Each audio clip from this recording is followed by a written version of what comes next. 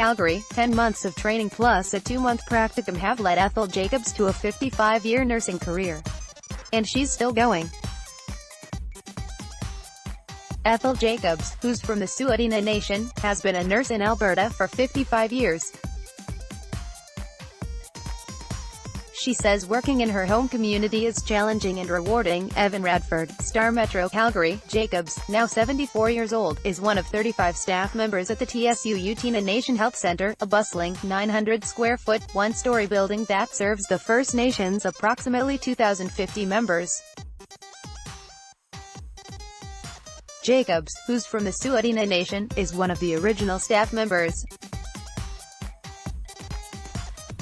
She started with the health center when it was first built in 2002. Her career began long before that, in the 1960s, after she completed her 12-month certified nursing aid program at the University of Calgary.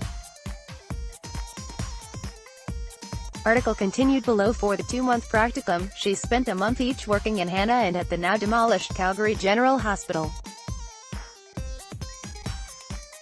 Her first job upon graduation was in the tuberculosis sanatorium at Edmonton's now-closed Charles Camsell Hospital. She says she worked primarily with First Nations and Inuit patients there.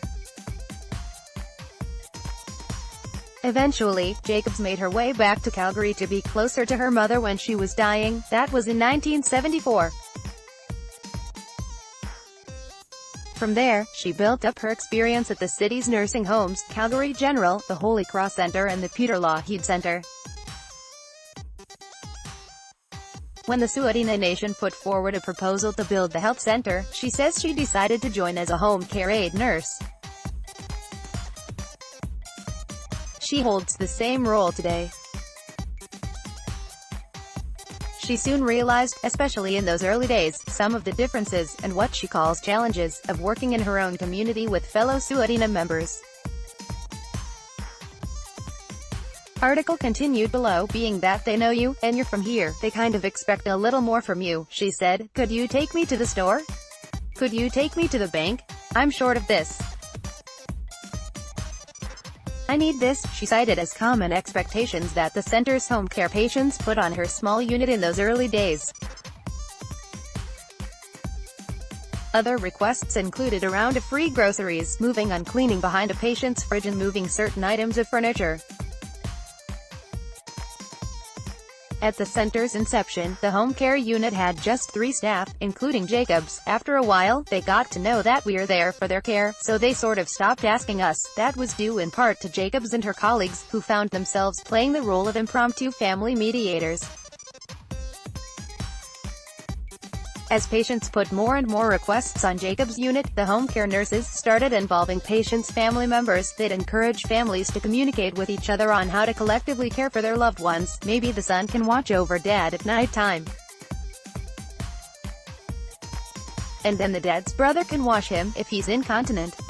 Someone can get him groceries when he needs during the day, she said. She agreed that those family meeting processes, which still happen, feel like her team is helping patients gain a measure of independence, with the help of their families. Jacobs said the work also makes her feel like she's giving back to her community, and then some. Asked about the veteran nurses affected the center, Health Director Bernadette Crowchild described her as a stabilizer. That's because of her knowledge and longevity in the healthcare system. And we look to her for guidance in terms of the cultural aspect of providing care and her knowledge of the community, she said. Every one of our nation members here, at the center, are valued because of their knowledge of the community.